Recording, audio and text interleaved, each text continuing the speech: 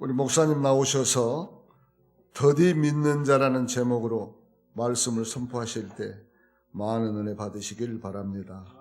목사님 나오시겠습니다.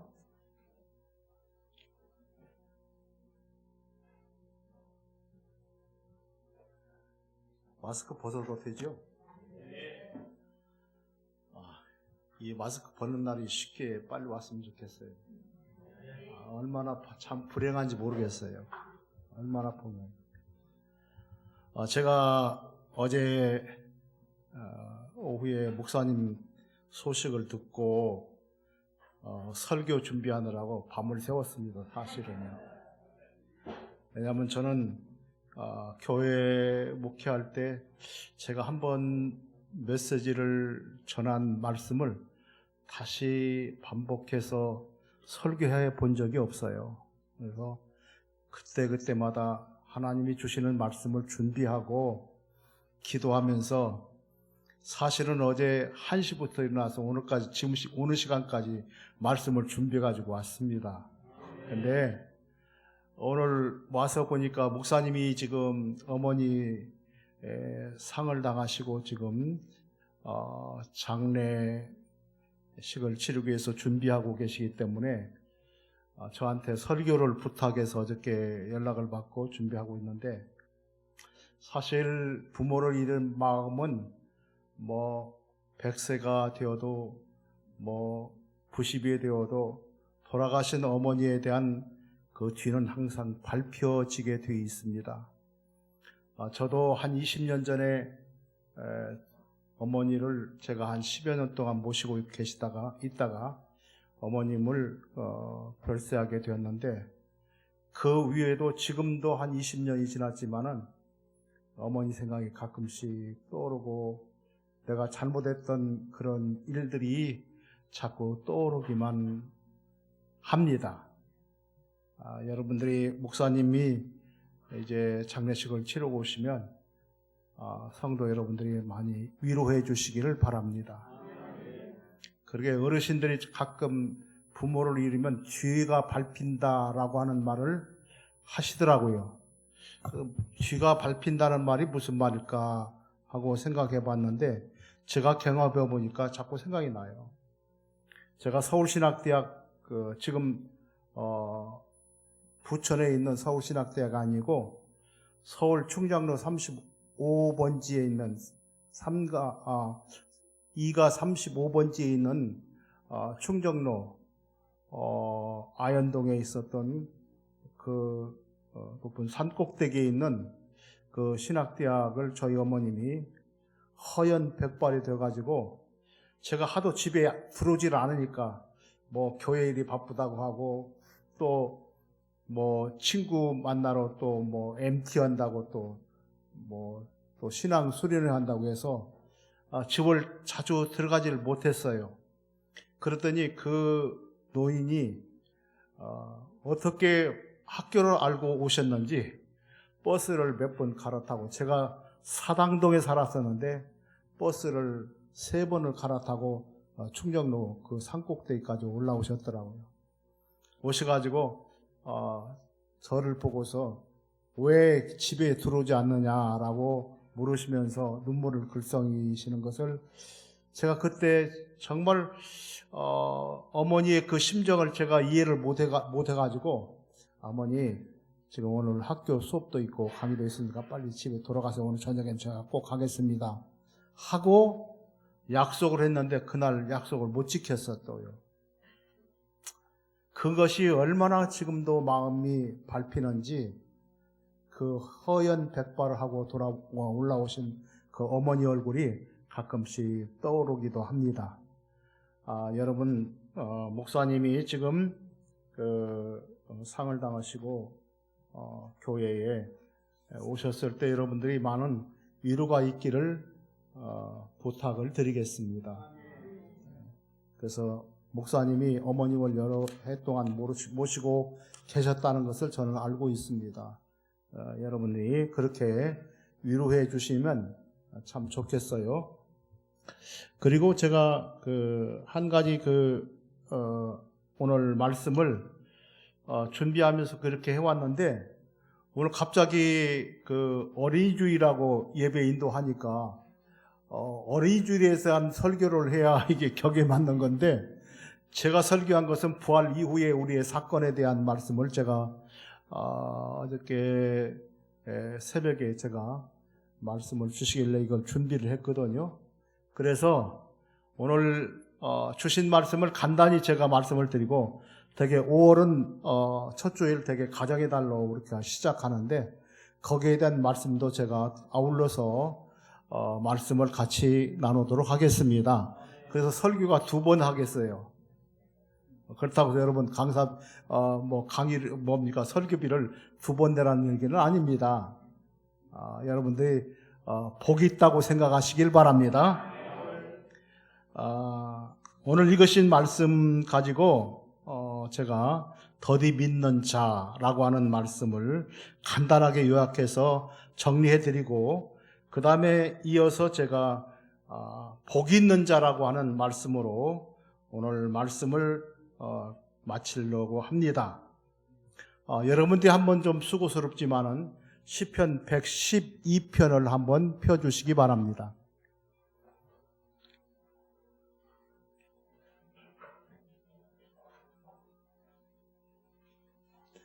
제가 갖고 있는 성경책은 887쪽이 됩니다. 시편 112편 1절만 한번 같이 우리 큰 소리로 같이 봉독하도록 하겠습니다. 이 말씀을 읽으실 때 하나님께서 성령의 감동을 주어서 여러분들에게 하나님의 음성이 들려지기를 주의 이름으로 기도합니다. 같이 한번 읽습니다. 할렐루야. 여호와를 경외하며 그 계명을 크게 즐거워하는 자는 복이 있도다. 그래서 더디 믿는 자라고 하는 설교 제목과 오늘 이 말씀을 통해서 오늘 시작하는 이 어린이 주일에 복이 있는 우리 아름다운 교회 성도의 가정들이 되시기를 주 예수 이름으로 기도합니다. 그래서 이 시간 어린이 주일을 맞이해서 여러분 앞사람과 옆사람 서로 축복의 인사를 나눠주시기 바랍니다. 복이 있는 자가 되십시오. 그렇게. 오늘은 여러분들이 축복받는 날입니다. 왜냐하면 제가 설교를 같은 시간에 2번 한 적이 없습니다. 설교 내용을 한 번, 2번씩 해본 적도 없지만은 제 목회의 경험으로 와서 한 교회에 와서 2번 설교해 본 적이 없습니다. 근데 오늘 이 말씀을 통해서 5월의 가정에 대한 오늘 여러분들의 삶에 복이 있기를 바라서 이 말씀을 마지막으로 전하고 같이 은혜 받도록 하겠습니다. 잠시 기도합니다. 할렐루야. 주님의 은혜와 사랑을 감사합니다. 오늘 또 주님께서 우리에게 말씀하신 이 말씀을 우리에게 들려주시기를 간절히 원합니다. 우리의 소원은 하나님의 말씀을 가지고 사는 것이고, 그 말씀으로 인하여서 우리의 믿음이 더욱 강해지는 것을 원합니다. 그리고 우리의 마음이 뜨거워져서 성령이 가르쳐 주신 말씀을 믿고 하나님 우리의 믿음이 새로워지는 복된 하루가 되게 하시고 오늘 5월이 될 수 있도록 축복해 주시기를 간절히 원합니다. 예수님 이름으로 간절히 축복하며 기도합니다. 아멘. 제가 오늘 아름다운 교회 강단에 선 것은 2번째입니다. 근데 2번째인데도 오늘 여러분들 이렇게 얼굴을 뵈니까 참 마음이 새롭고 여러분들의 은혜스러운 모습을 보니까 과연 아름다운 교회다라고 하는 그런 마음을 갖습니다. 제가 위로를 받고 돌아갑니다. 요즘 교회들을 이렇게 보면요, 교회들이 굉장히 힘들어합니다. 왜 힘들어하는가 하면 코로나 팬데믹 때문에 예배를 제대로 볼 수가 없고 성도들의 아름다운 교제도 이루어질 수가 없고 기도 생활도 멀리하게 되고 또 심지어는 새벽 기도도 못하게 되는 이런 어려움을 겪다 보니까 교회가 굉장히 어려움을 겪습니다. 근데 그러다 보니까 성도 간의 어떤 그 신앙생활의 모습이라든지 교회에서 예배 드리는 모습들이 정말 뜨거운 예배가 아니라 냉랭한 가슴앓이를 앓고 돌아가는 그런 예배의 모습을 저는 많이 봤습니다. 그렇게 보고 있습니다, 지금. 그런데 이 아름다운 교회를 보니까 아직도 그 열기가 식지 않아서 대단히 감사하다 하는 마음으로 하나님께 영광을 돌립니다. 이 영광이 여러분 모두에게 하나님의 은혜로 충만히 채워지기를 주 예수 이름으로 축원합니다. 예수님께서 책망한 말씀이 엠마오로 내려가는 두 제자에게 말합니다. 내려간다는 말은, 성경에서 내려간다는 말은 회복할 수 없는 길로 침체되어 간다, 또는 신앙을 잃고 있다, 또는 그들이 가는 어떤 삶의 방향을 잃고 있다, 그리고 하나님과의 관계가 멀어져 있고 하나님과 관계가 아주 소연한 이런 상태를 가리켜서 성경은 가끔씩 현장을 통해서 내려간다 이렇게 말씀합니다. 여러분들은 지금 우리가 어디에 서 있는 길에 있습니까? 내려가는 길입니까? 올라가는 길입니까? 여러분, 우리가 성지순례를 가게 되게 되면 이스라엘 땅에 아주 좋은 성경적 의미가 있습니다. 예루살렘은 올라가는 길입니다. 시온산이라고 말합니다. 그래서 올라가는 길이에요. 그런데 성경에 보면 내려가는 길은 여리고라고 하는 길입니다. 근데 거기는 항상 내려갑니다. 얼마나 내려가냐? 약 355m의 해발 깊이로 내려가는 겁니다. 그래서 거기는 차를 그냥 세워두면 그냥 내려갑니다. 그래서 성경에 보면 여리고로 내려가다가 강도 만난 사람에 대한 이야기가 있죠. 그러죠? 근데 여리고로 내려가다가 강도를 만났다는 것입니다. 이 매우 의미스러운, 의미심장한 이야기를 우리에게 던져주고 있습니다. 이 사람은 예루살렘에 살고 있는 사람인데 왜 여리고로 내려가고 있었을까? 그 내려가다가 강도를 만나서 거지반 죽게 될 그런 형편에 처하게 되더라, 그 말입니다. 그래서 성경에서 말하는 내려간다는 그 의미는 마치 여리고로 내려가는 침체된 우리의 심령을 이야기하고 있다는 사실을 여러분이 보시면 더욱 좋겠습니다. 근데 오늘 이 본문의 말씀을 보면 예루살렘에서 있었던 두 제자, 여기서 보면 이름이 밝혀지고 있지 않습니다만 한 제자만 밝혀지고 있어요. 글로바라고 하는 그런 제자입니다. 그런데 두 제자가 예루살렘에 있다가 예수님이 십자가에서 죽고 그리고 허망하게 돌아가신 그 사건을 통해서 그들은 실망하고 절망한 끝에 그들은 고향 땅인 엠마오로 내려가던 중에 한 나그네가 그들과 함께 같이 동행합니다. 근데 그 나그네가 누구인지 모르지만은 그들과 함께 같이 이야기를 나누면서 가는데, 당신들이 왜 이렇게 실망하고 절망하느냐? 그러니까 이 엠마오로 내려가는 두 제자가 하는 말이 뭐라고 했습니까? 당신은 예루살렘에서 근자에 일어난 사건을 알지 못합니까? 그가 하나님의 아들로서 선지자의 말씀을 이루는 그런 하나님의 아들로서 예수를 믿었는데, 그분이 로마의 군병 앞에 허망하게 십자가에 못 박혀 죽고 말았습니다. 그래서 우리는 죽으시는 예수님의 모습을 보고서 우리는 너무 절망했습니다. 희망이 없습니다. 그분이 바로 예루살렘을 회복하고 이스라엘을 회복하고 로마 군병들을 다 내어 쫓고 그래서 이스라엘 나라를 다시 세울 솔로몬의 왕국을 세워준 다윗의 승리의 왕국을 세울 수 있는 그 그리스도라고 하는 사실로 믿었는데 그분이 아닌가 봅니다. 그래서 우리는 실망하고 낙심한 끝에 결국에 우리는 고향을 향해서 가고 있습니다. 그럴 때 그 나그네인 그 사람이 설명을 합니다. 너희가 선지자의 글을 읽어보지 못했느냐? 너희가 예루살렘에 있을 때 예수님의 말씀을 듣지 못했느냐? 예수님은 그런 예수님이 아니셨다. 이스라엘 왕국을 세우시는 예수님이 아니라 하나님의 나라를 세우기 위한 예수 그리스도의 십자가의 죽음이다. 고난은 바로 하나님의 뜻이다 라고 말씀하며 그 글을 가르쳐 줄 때에 그들을 향해서 주님께서 말씀합니다. 왜 더디 믿는 사람이냐 라고 22절에 말씀하기를 이르시되 미련하고 선지자들의 말한 모든 것을 마음에 더디 믿는 자들이여 라고 했습니다.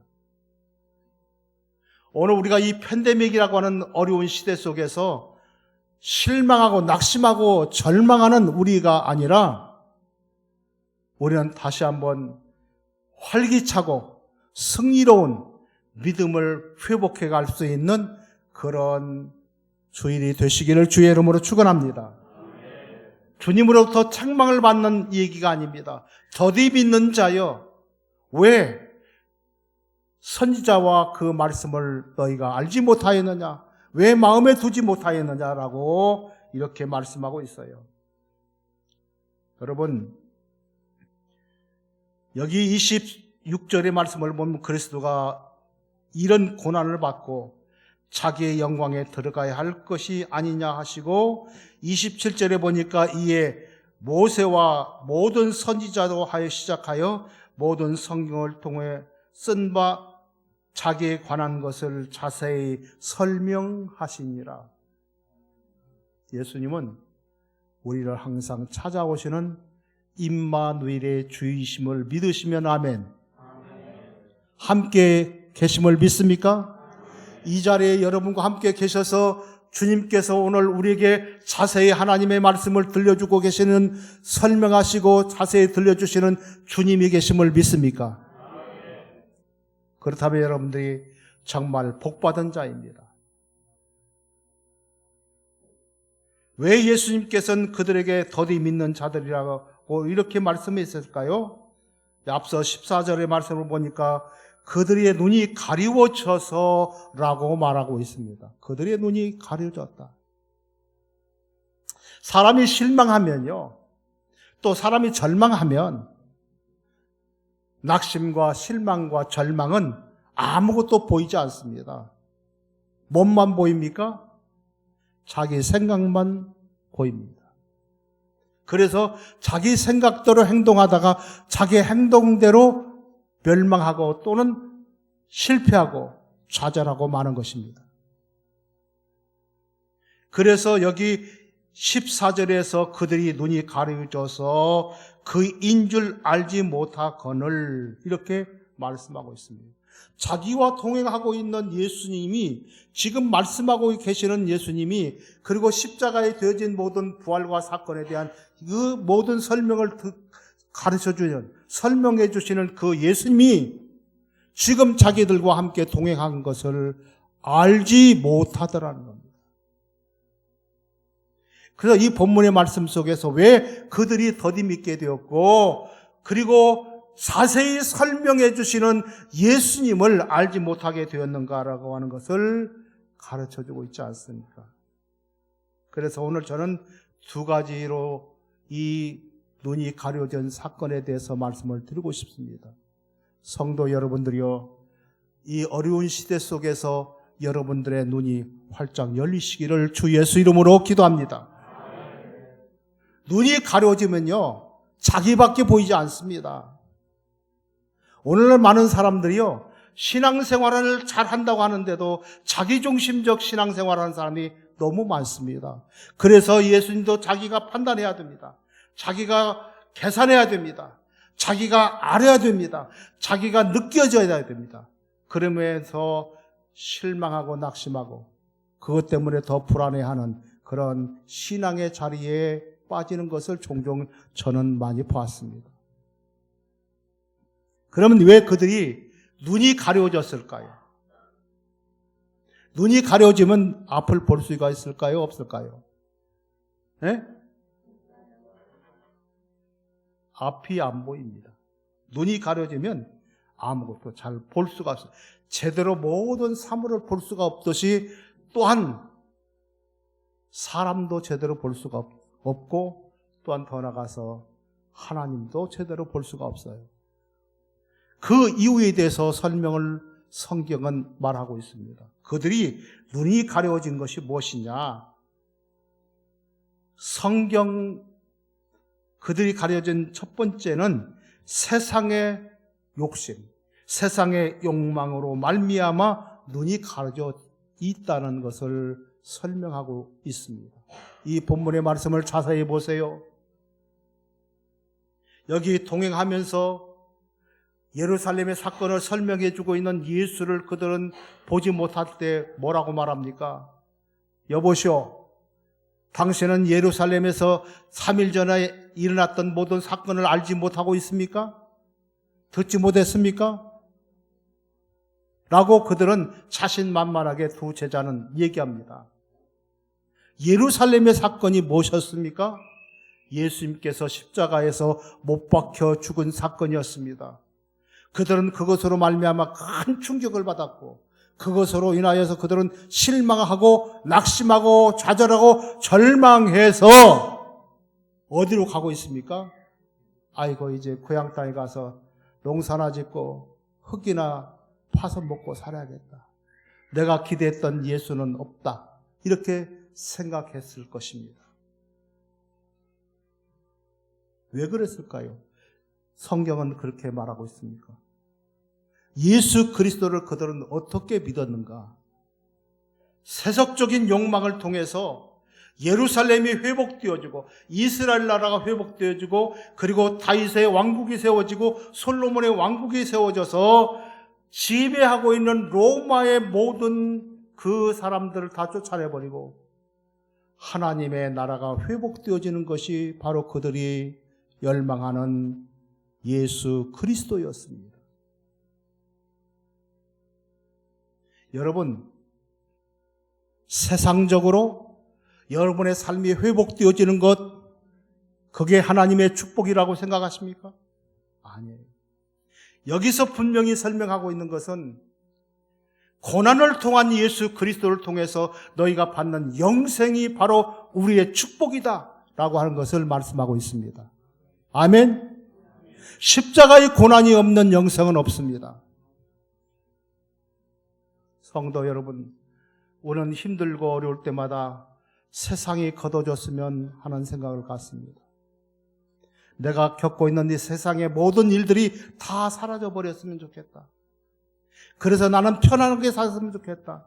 그냥 만사가 형통할 수 있는 세상을 살았으면 좋겠다라고 말씀하는데 어디 세상이 그렇습니까? 하는 것마다 여러분들의 모든 발목을 잡습니다. 발목이 잡히고 힘들고 어렵습니다. 세상을 이겨나가기가 얼마나 하는지 알 수가 없어요. 더구나 여러분들이 신앙생활을 통해서 세상을 이겨나간다는 것이 그렇게 쉬운 일이 아니에요.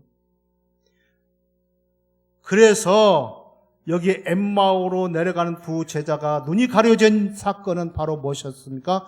세상에 너무 집착해 있었기 때문입니다. 아름다운 교회 성도 여러분들이요, 세상에서 벗어나시기를 예수 이름으로 축원합니다. 물론 우리가 땅에 사는 동안에 우리는 이 세상이라는 곳에 살면서 땅을 벗어날 수가 없습니다. 그러나 우리에게는 이 고난을 통한 영생의 삶이 열려져 있다는 것, 하늘이 있다는 것, 주님은 우리에게 보여주고 있습니다. 그게 바로 예수 그리스도의 십자가의 고난과 부활의 사건임을 믿으시면 아멘하시기 바랍니다. 두 번째, 그들이 왜 눈이 가려졌을까요? 그 가려진 것은 여기 본문의 말씀대로 본다면 성경 말씀을 마음에 두고 믿지 않았다는 것입니다. 여러분, 주일마다 읽는 성경 말씀 얼마나 마음에 두고 삽니까? 사실은 저도 그랬어요. 그 주일 설교 제목이 무엇인지도 알지 못할 때가 있었어요.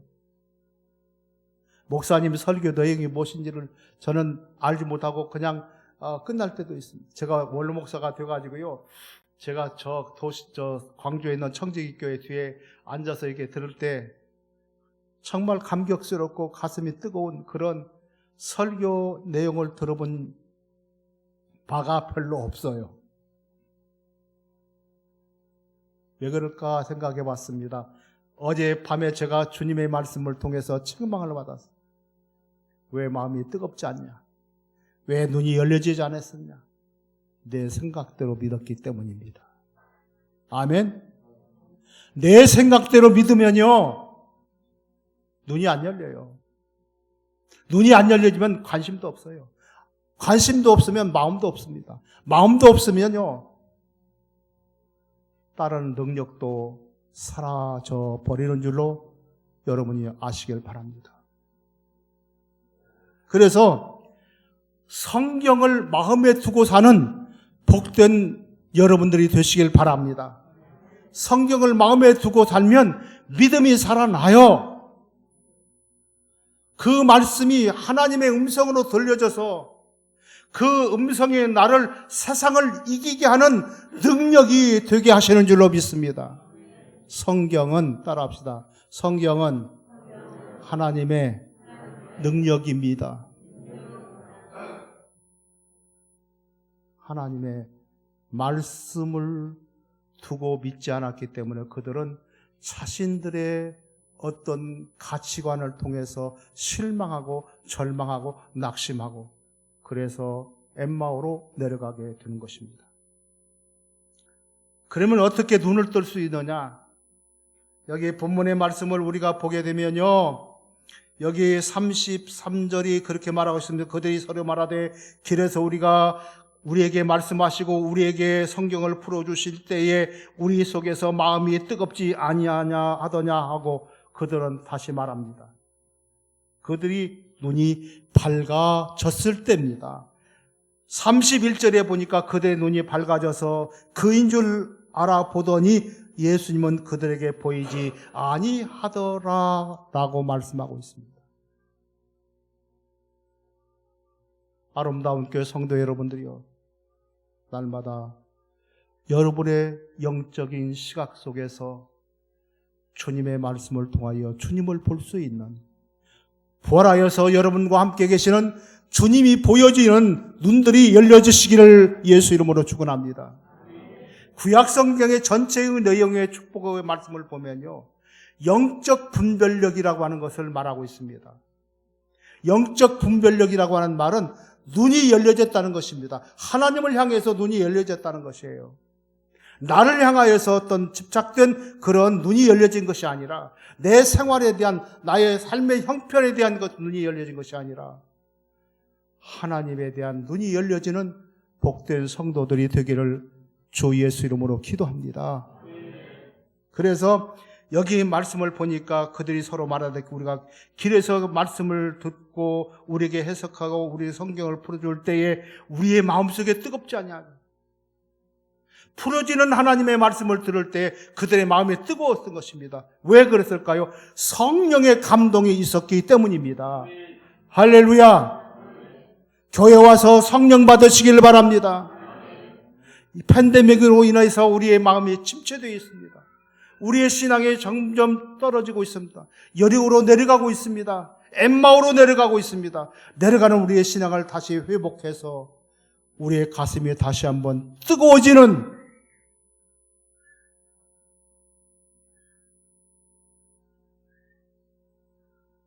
아름다운 교회 성도들이 되기를 바랍니다. 그래서 더디 믿지 말고 우리는 예루살렘으로 다시 돌아가 예루살렘으로 다시 돌아가는 두 제자들과 같이 그들이 어떻게 순교했는지 어떻게 했는지는 그 이후의 사건은 우리가 알 수가 없습니다. 그들이 예루살렘에 돌아가서 부활하신 예수 그리스도를 만난 제자들과 함께 같이 있었더라는 것입니다. 성도 여러분, 예수 그리스도의 그 부활의 사건은 우리가 항상 절기마다 지켜지는 한 사건이 아닙니다. 날마다 우리의 삶 속에서 부활하신 예수님과 함께 있는 여러분들이 되시기를 바랍니다. 그래서 이 세 가지를 여러분들이 새겨 듣고 더디 믿지 말고 우리가 활기차게 능력 있는 그런 우리 성도들이 되기를 예수 이름으로 축원합니다. 또 한번 설교합니다. 복 있는 자라고 하는 것입니다. 어떨 때 우리가 이 5월을 복 있는 사람으로 만들어갈까요? 나는 솔직히 말씀드려서 제가 복 있는 하나님의 종이다라고 믿습니다. 여러분들은 어떻게 생각하시나요? 여러분 가정에서 나는 자녀들이 우리 엄마 아빠 우리 자녀들이 부모님을 볼 때 우리 아버지 우리 어머니는 복을 받은 사람이야. 무슨 복? 세상의 복이 아니라 무슨 복이에요? 하나님의 복을 받은 종이야. 하나님의 복을 받은 사람이야. 그래서 우리 집은 하나님의 복을 받는 가정이야 라고 말할 수 있는 가정이 되시길 바랍니다. 정말 부탁합니다. 제가 옥토교에서 설교할 때마다 그런 얘기했어요. 여러분들이 말년에 자녀들로 하여금 복을 받기를 원한다면, 존경받기를 원한다면 이 가정의 달에 우리는 이것을 회복해야 됩니다. 자녀들에게 먼저 하나님의 말씀을 들을 수 있고 가르칠 수 있고 그것을 행할 수 있는 그런 부모가 되어 주십시오. 요즘은요, 세상 일 잘 되고 자녀들이 학교에서 잘나고 잘 나가면 그게 복이 있는 것으로 생각합니다.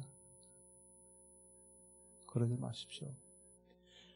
자녀가 꼴등이 되고 학교에서 한 빈 구석에서 여러분이 있는 그 자녀를 볼 때 여러분이 탄식하지 마시고 그 자녀를 이렇게 세워서 하나님의 말씀이 들려질 수 있도록 여러분들이 가르쳐야 될 사명과 의무가 소명이 여러분에게 있다는 것을 믿으시길 바랍니다. 그것이 오늘 본문의 말씀이에요. 할렐루야 여호와를 경외하는 자가 복이 있도다. 할렐루야 여호와를 경외하는 자는 하나님의 말씀을 가지고 즐거워하는 자라고 있어요. 제발 여러분 하나님의 말씀을 멀리 두고 살지 않기를 바랍니다. 하나님의 말씀을 즐겨하는 복된 가정이 되기를 바랍니다.